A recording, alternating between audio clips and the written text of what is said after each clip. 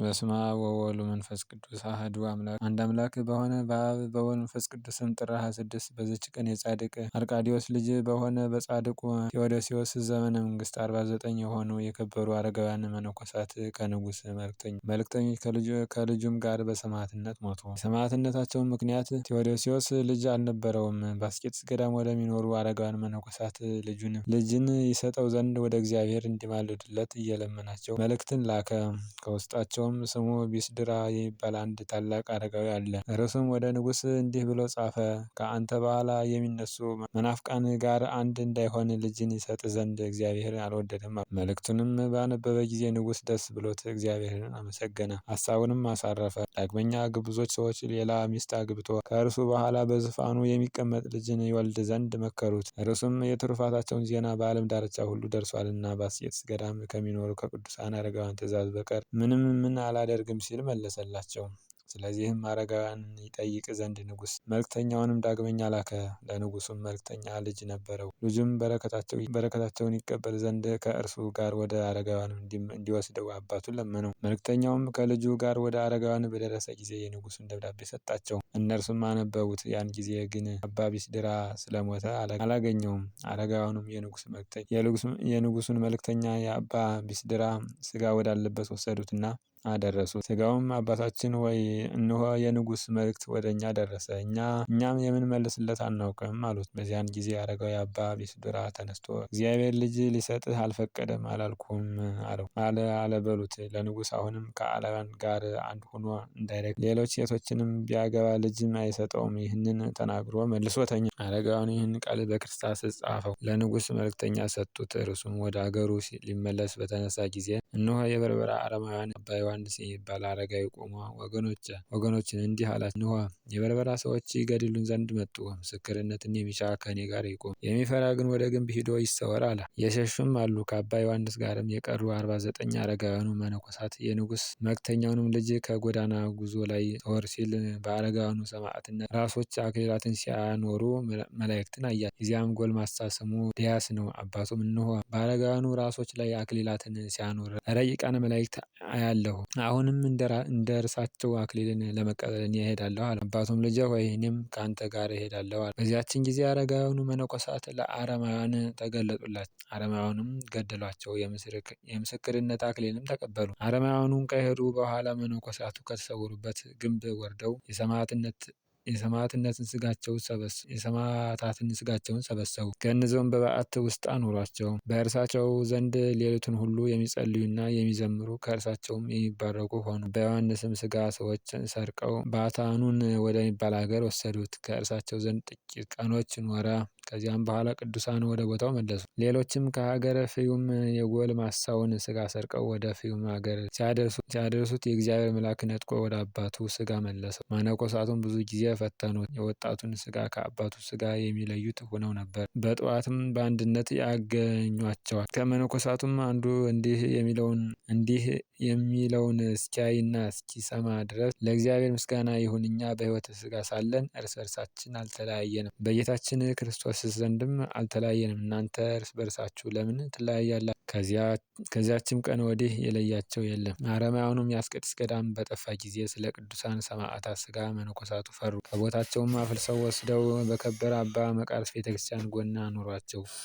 የመቃብሩ ቦታም ሰሩላቸው። በላዩም በሊቀ ጳጳሳት ታውዳሲዎስ ዘመን በስማቸው ቤተክርስቲያን ሰሩላቸው። ሊቀ ጳጳሳት አባ ብንያም ወደ አስቄጥስ ገዳም በመጣ ጊዜ የካቲት 5 ቀን እንዲከበር በዓልን ሰራላቸው። ይኸውም ስጋቸው የተገለጠበት ነው። ቤተክርስቲያናቸውም እስከዛሬ ያለች በቅብጢ ቋንቋ ብህም ብእሲት በመባል የታወቀች ናት። ይህም 49 ማለት ነው። ለእግዚአብሔር ምስጋና ይሁን፣ እኛንም በከበሩ ሰማዕታት ጸሎት ይማረን፣ በረከታቸው ከእኛ ጋር ትኑር ለዘላለሙ አሜን። በዚች ዕለት ከቁስጥንጥንያ ቤተክርስቲያን ታላላቆች የአንዱ ልጅ የሆነች ቅድስት አንስጣስያ አረፈች። እርሷም በላይዋ በደም ግባቷ እጅግ ያማረች ናት። ንጉሥ ብስጥያኖስ ሊያገባት ፈለገ። እርሷ ግን ይህንን በልቧ አልወደደችም። የንጉሱ ሚስቱ በሕይወት ነበረች። ንጉሱ እንደሚሻት ለንግስት ሚስቱ አስረዳቻት። በዚያን ጊዜ ንግስቲቱ ወደ ግብጽ በመርከብ አሳፍራ በስውር ሸኘቻት። ከእስክንድሪያ ከተማ ውጭ ገዳም አሰራችላት። በዚያም ኖረች። ያ ገዳም በስሟ ተጠራ። የከበረች አንስጣስያ በግብፅ አገር እንዳለች ንጉሥ ባወቀ ጊዜ ፈልገው ወደ እርሱ ያመጧት ዘንድ መልእክተኞችን ላከ። ይህንንም ነገር ተረድታ ተነሳ። የወንዶችንም ልብስ ለብሳ መስፍንን መሰለ። ወደ አስቄጥስ ገዳም ሄዳ ወደ አበምኔቱ ወደ አባ ዳንኤል ገባች። ምስጢሯን ሁሉ ገለጠችለት። እርሱም ወደ ዋሻ ወስዶ ለብቻዋ አኖራት። እርሷም ሴት እንደሆነች ማንም አላወቀም። በየሳምንቱ በስራ ውሃ ቀድቶ ከዚያ ዋሻ ደጃፍ እንዲያኖር አንዱን ደግ አረጋዊ አባ ዳንኤል አዘዘው። ያ ሽማግሌ አያውቅም። ይችን ቅድስት አንስጣስያ በጸሎት በጾም በመስገድ በመትጋት እየተጋደለች 28 ዓመት ኖረች። ውሃ ሲቀዳላት የነበረ ያ ሽማግሌ ባረፈ ጊዜ አባ ዳንኤል ያ ሽማግሌ ሲሰራ እንደነበረ ይሰራ ዘንድ ረዳቱን አዘዘው። ቅድስት አንስጣስያም ሀሳቧን በገድል ላይ እየጻፈ በባቷ ደጃፍ ታኖረው ነበር። ረድኡም ወደ መምህሩ ወደ አባ ዳንኤል ይወስደዋል። የምትጽፈውን ምን እንደሆነ በአንዲት ዕለትም የጻፈችበትን ገድል አመጣ። አባ ዳንኤልም ባነበባት ጊዜ አለቀሰ። ረድኡም ልጄ ሆይ ተነስ፣ የዚህን ቅዱስ ሰው ስጋ ሂደን እንቅበር፣ እርሱ ከዚህ ዓለም ይለያልና አለው። በሄዱም ጊዜ ወደ በዓቷ ገብተው ከእርሷ ተባረኩ። እርሷም አባ ዳንኤልም አባቴ ሆይ ስለ እግዚአብሔር ብለህ በላይ ካለው በቀር በምንም ልብስ እንዳትገንዘኝ አለችው። ከዚያም በኋላ የከበረ አንስጣስያ ተነስታ ጸለየች። እኔ በእግዚአብሔር ዘንድ አደራ አስጠበቅኋችሁ አለችና በምድር ላይ ተቀምጣ አረፈች። በላይዋም አለቀሱ። ሊቀብሯትም አስበው ረድኡ ይገንዛት ዘንድ ሲቀር እንደ በለስ ቅጠሎች ደርቀው ጡቶቿን ተመለከተ። ከተጋድሏን ብዛት የተነሳ እንዲህ ሆኗልና። አባ ዳንኤልም አይቶ በማድነቅ ዝም አለ። ከቀበሯትም በኋላ ወደ በዓታቸው ተመለሱ።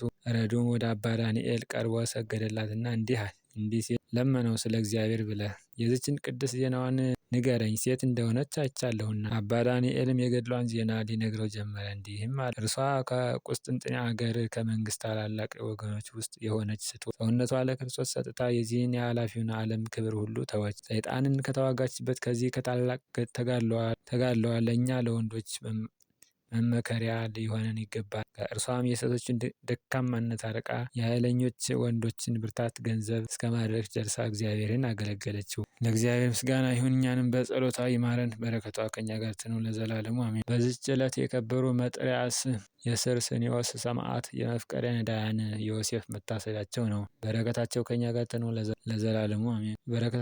በረከታቸው ከኛ ጋር ትኑር፣ ለእግዚአብሔር ምስጋና ይሁን አሜን። ዛቅረብኩ ማይሌታ ዘኪራ ይላፍለም እምነተ ጸምዱከ ዘልፈ ለላነብ ተወከፍ ዘንዴቴ መጽሐፍን ተረሳይ ከጊዜው ጸሪቀ መበለት ወኩፈ ምላቡ ብላን ዘተርፈ ነቢያት ቅዱሳን ሐዋርያት ሰባኪያን ሰማዕት ወጻድቃን መላእክት ትጉሃን ደናግል አዲ ወመነኮሳት ሄራን ባርኩ ጉባኤ ዛቲ መካን እስከ አረጋይ ለይቅ እንውስ ሕፃን ለዘ ጻፎ በክርስታስ ወለዛ ጻፎ ወንዘ ይደርስ ዛነበ ወለዘ ተርጎመ በልሳነ ሐዲስ ወለዘ ሰማ ቃሎ በእዝነ መንፈስ በጸሎተሙ ማርያም አራቂተ ኩሉ ማስ እውረ ይማረነ ኢየሱስ ክርስቶስ እውረ ይማረነ ኢየሱስ ክርስቶስ እውረ ይማረነ ኢየሱስ ክርስቶስ